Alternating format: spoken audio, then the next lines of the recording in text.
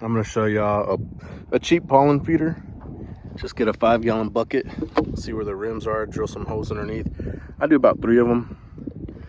Pour your dry pollen sub inside, put the lid on. I'm gonna put it between this mesquite just because of the goats that are running up this way.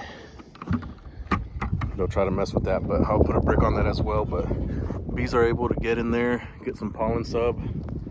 And what are y'all doing? Get on. Anyways, the bees will be able to forage and get that. They have enough bee bread in their colony, but I want them to still, you know, it's dry and gloomy now. Everything is dead. I am feeding this yard. This is my nursery yard. So I brought 100 pounds of sugar. Everybody's gonna get a gallon of thick sugar syrup, and then I'm gonna open feed as well. So wanted to get that pollen sub out. It's supposed to rain on and off for the next week. So that's why I'm trying to get, you know, some sugar syrup in all the colonies right now. Looking good though. A lot of activity on the outside for the most part. I don't know what those girls are doing. They coming in and out. Let's see if there's any kind of pollen coming in. I gotta hurry. I got about less than an hour left of light, especially with the clouds and stuff. I don't know, there's some orange pollen in there. But yeah, I'm gonna get these fed really quick and get going.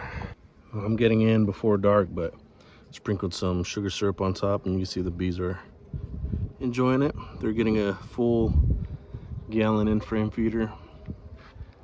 These are all my little nooks, so they're all gentle bees. The genetics I brought in, good single deeps for the most part.